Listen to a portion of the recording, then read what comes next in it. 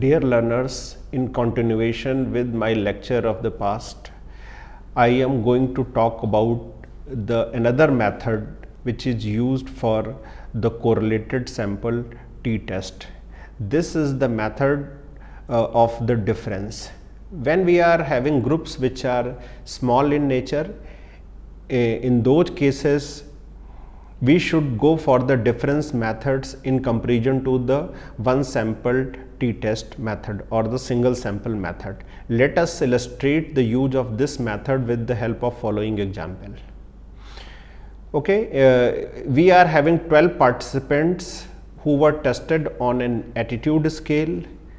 Then they were made to read some literature in order to gain the knowledge and so that they can alter their attitude, they can modify their attitude, and their attitude was again measured by the same scale. The results of the initial and the final testing are as under. Here we are having the first condition in which we have not used any intervention or any type of the training or the knowledge development type of the intervention. And in the first place we are having the scores of the 50, 42, 35, 51, 42, 26, 41, 42, 60, 70, 55 and 38. Okay, in the final condition we are having the scores on the attitude scale like 62, 40, 30, 61, 52, 35, 51, 52, 68, 84, 63 and 50.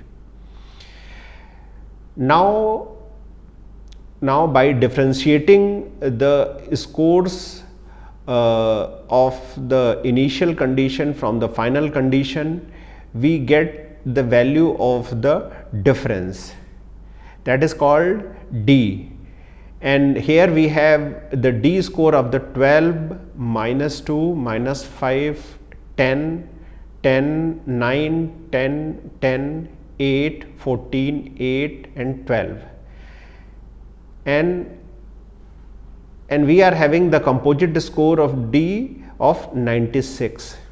Okay, and what we can do from here is ki after calculating the mean value of the D, we can differentiate it from the values of the final condition and the initial condition difference. The x is equal to D minus m, and here we are having the x value of the 4, minus 10, minus 13, 2, 2, 1, 2, 2, 0, 6, 0, 4.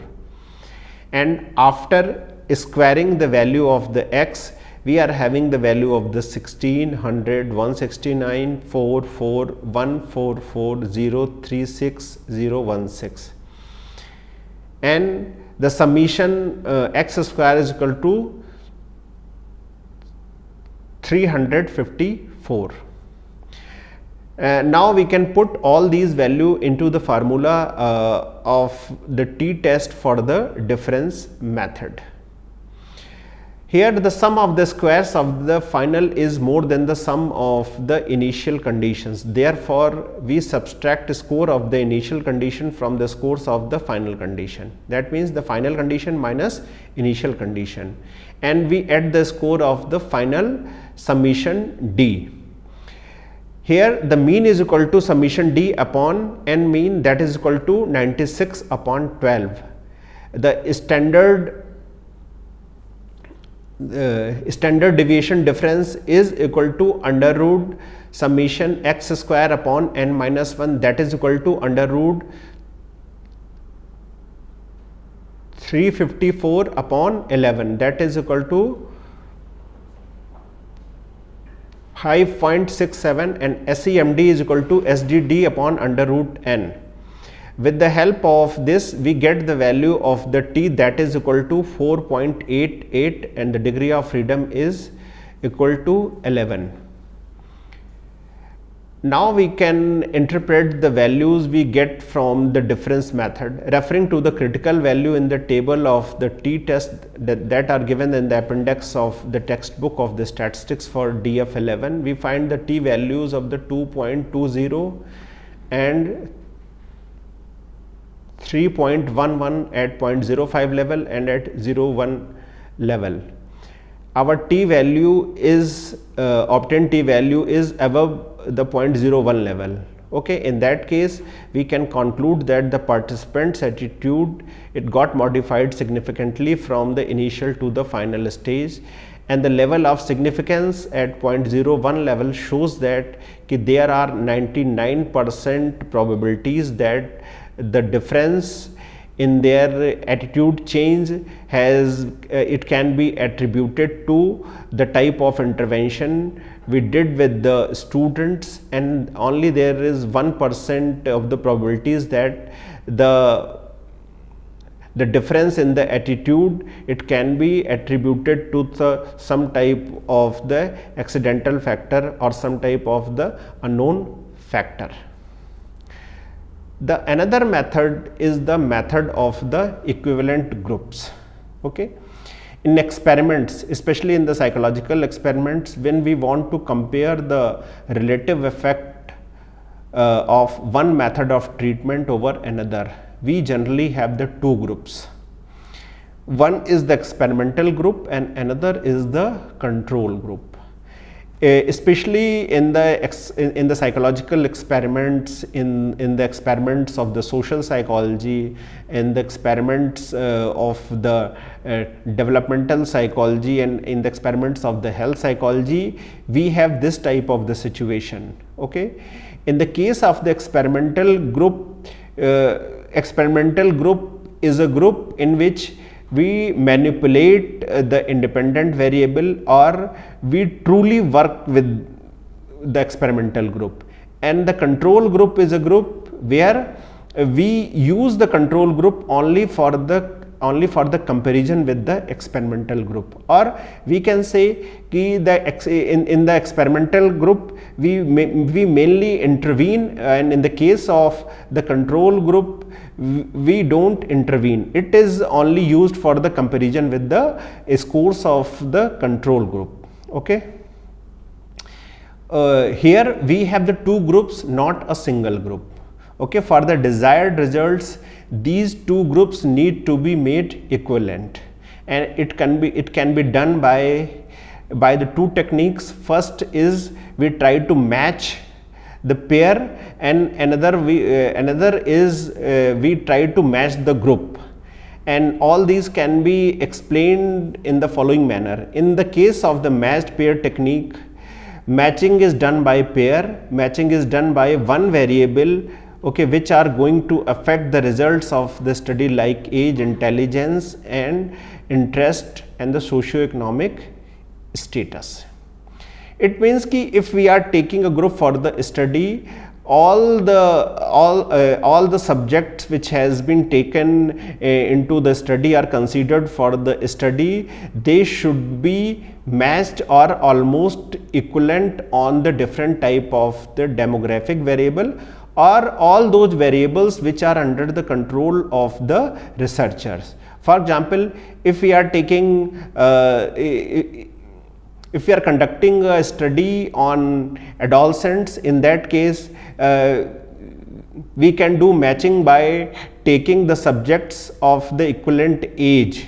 Okay, if we are taking if we are doing a study on a particular gender of a particular age, in that case we can do matching by taking the subjects of a single gender and of the particular matched age. Okay, with the help of this we try to control the heterogeneity component which are associated with the characteristics of the sample. In the case of the matched group technique, In this technique, instead of person to person matching, matching of the group is carried out in terms of the mean. It means rather than going for the matching of the individuals, we go for the matching of the mean and standard deviation. It means if we are taking the two groups into account, their standard deviation and the mean values on the particular variable, they should be almost matched or equivalent. Now I am going to discuss all these two methods one by one.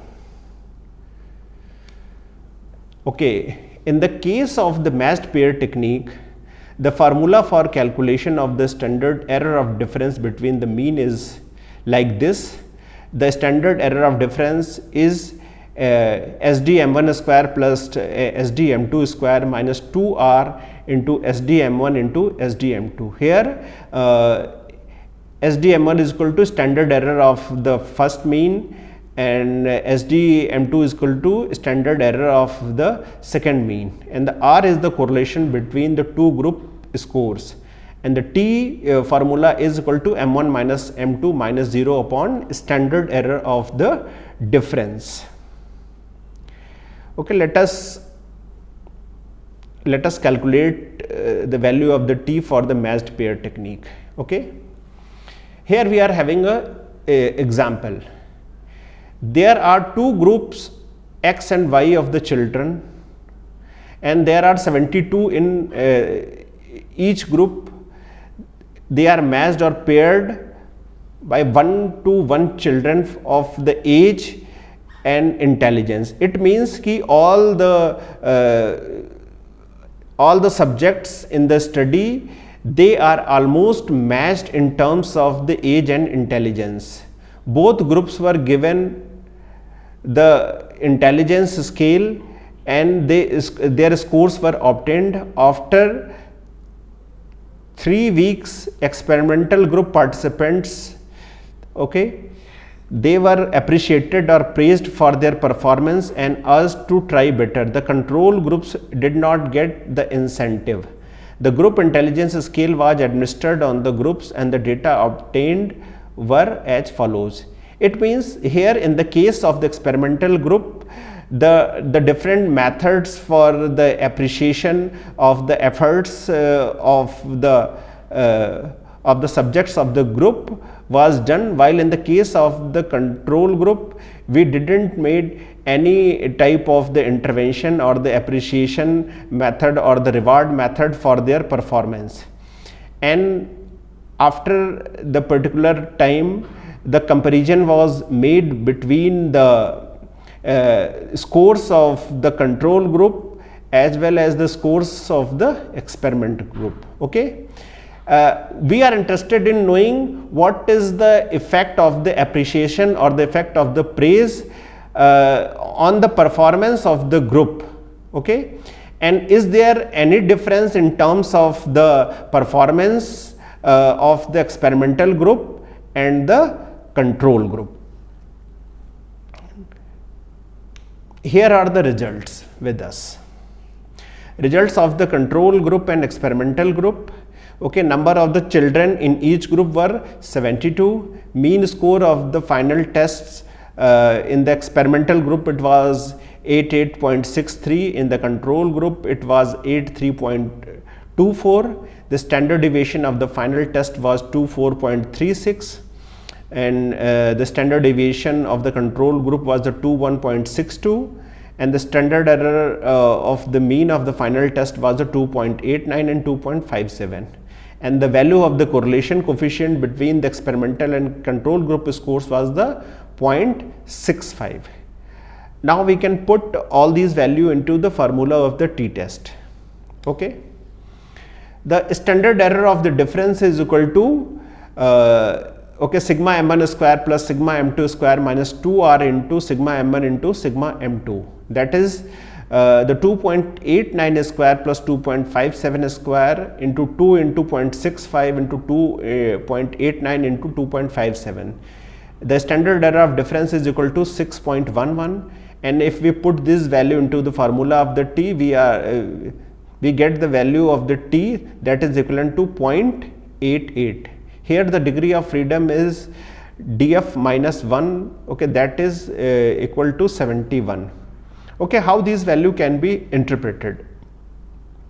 Referring to the critical value in the table for the t-test, okay, that are given in the appendix of the textbook on statistics for degree of freedom 71, the value of the 0.05 is 2, and at 0.01 level it is 2.65.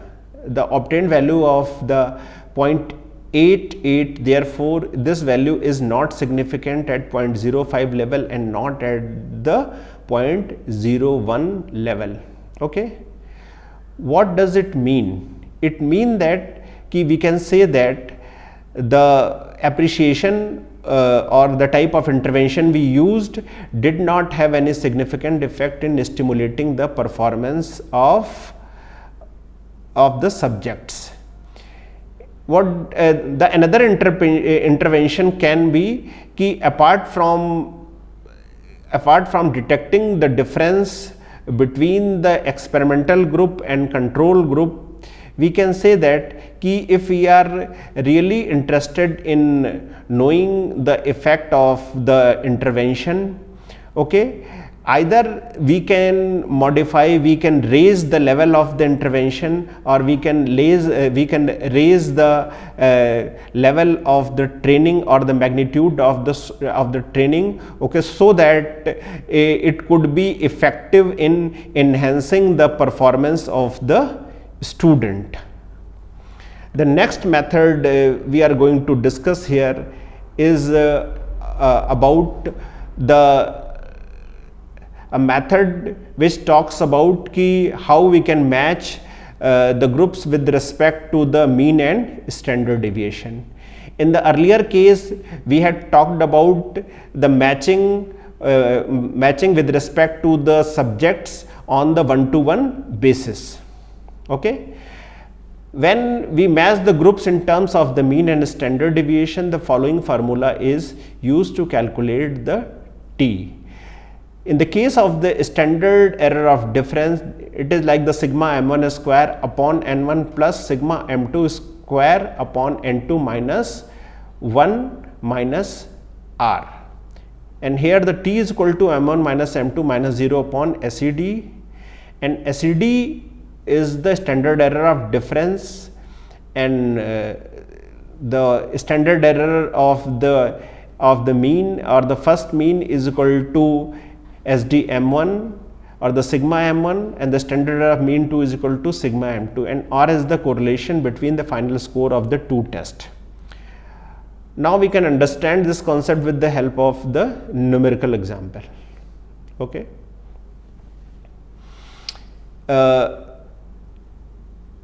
The students, which number was the 58 of academic college and 72 students of the technical college were matched for the mean and standard deviation upon general intelligence test. Then the achievement on a mechanical aptitude test was compared. The question is, do the two groups enrolled in the different courses differ in mechanical ability? Okay. As I have already discussed, when we are having the subjects whose demographic qualification or the demographic characteristics are matched, and we are interested in knowing the differences with respect to some other attributes, okay, some type of the acquired attributes, in that case we can match our samples in terms of the mean and standard deviation with respect to the certain demographic variables. Okay, here we have matched our data in terms of the intelligence of the subjects belonging to the two different educational backgrounds, okay, one from the academic college and another from the technical college, and we are interested in knowing the difference between the mechanical aptitude among the students from two different background. Okay, here the number of the subjects in each group is 58 and 72. The mean on the intelligence, G test is equal to 102 and then on the other group it is again 102.80. The standard deviation on the intelligence test is like this, the mean on the mechanical aptitude test is like this, and the standard deviation on the mechanical aptitude test is like this, and the value of the correlation is like this 0.50. Now we can put the value, all these value into the formula of t-test. Okay, here the standard error of difference is sigma m1 square upon n1 plus sigma m2 square upon n2 minus 1 minus r square. Okay, when we put all the value of the numbers into this formula, we get the value of the standard error of the difference is like this. 10.60 square upon 58 plus 5.35 square upon 72 and minus 1.25. And when we put this value into the formula of the t, m1 minus m2 upon 0 upon sd, okay, and when we put this value into the t-test or the formula of the t, we get the value of the 0.63, and for this we are having the degree of freedom. Okay, we get the degree of freedom with this formula, df is equal to n1 minus n2 plus n2 minus 1, and we get the value of the 128 with the help of this formula. Referring to the critical value in the table for the t-test, okay, for degree of freedom 125, the value is 1.98 at 0.05 level and 2.62 at 0.01 level. Our obtained value is 0.63, that is not significant at 0.05 level, which we may say that two groups do not differ in terms of mechanical aptitude. Okay, we can interpret okay, this type of the result okay, from the different point of view as well. It means that if we are going to match the two groups from the different background with respect to intelligence, and we are interested in knowing the difference with respect to some type of the acquired attribute or some type of the acquired ability, many times there are other factors which are responsible for the differences between the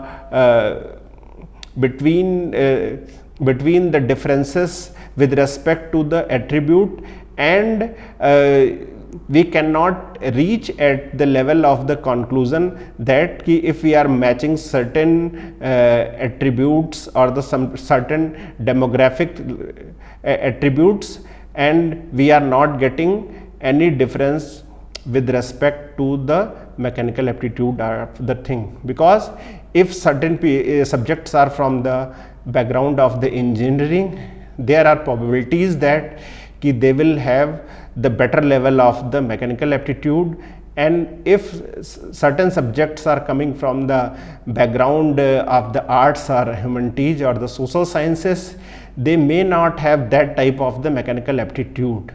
But nowadays the thing is like this, if we are having the students from the humanities, arts or other type of the background or from the engineering background, they are having certain level of the mechanical aptitude in terms of the knowledge of the phone, in terms of the knowledge of the IT related things, computer and other type of the machine related things.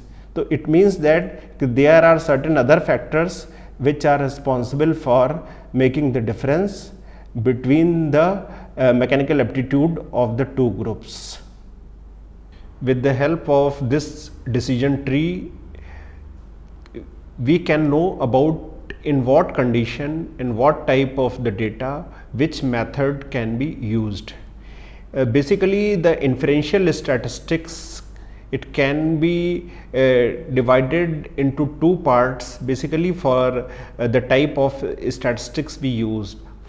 Okay, first type is of the correlation and second type is of the manipulation. And in the case of the mean difference type of the statistics, we have to look into the manipulation of the data. Okay, first we will have to identify the independent variable, the levels of the treatment and the dependent variable, and how many comparison groups are there in the study. Okay, if we are having only one group, in that case we can go for the one sample t-test.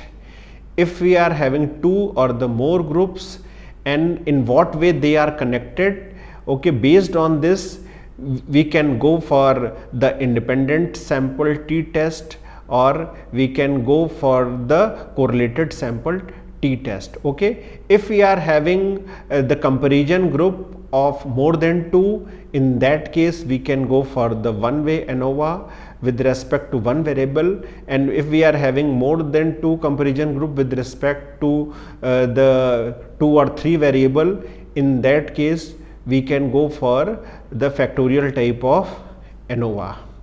Okay, based on the assumption of the inferential statistics, if we are having the data with the one sample, in that case we can go for the difference method, we can go for the single sample method. And if we are having the data from the 2 different population or from the 2 different backgrounds, we can go for the independent sample t-test. And for the another slide which I am going to show is about how we make the decision on what type of the t-test we can use in the different type of the based on the different assumptions and requirements. Okay, so what type of the test we can use if we are interested in knowing the relationship between the variables and the what type of data we have. If we are having both the data in the form of the nominal scale, we can go for the chi-square. If we are having both the interval and ratio data, we can go for the correlation or regression. And if we are interested in knowing the comparison between the means, in that case we can go for the t-test. Okay, what we want to compare? The simple mean to a population mean. Okay, in that case if we want to make comparison, in that case if we are aware of the value of the standard deviation or the sampling error, we can go for the z-test. If we are not aware of the standard error of the mean, we can go for the one sample t-test. If we are having the another sample mean apart from one sample, in that case we can go for the independent sample t-test. And if we are having some type of the correlated sample with us, we can go for the correlated sample t-test.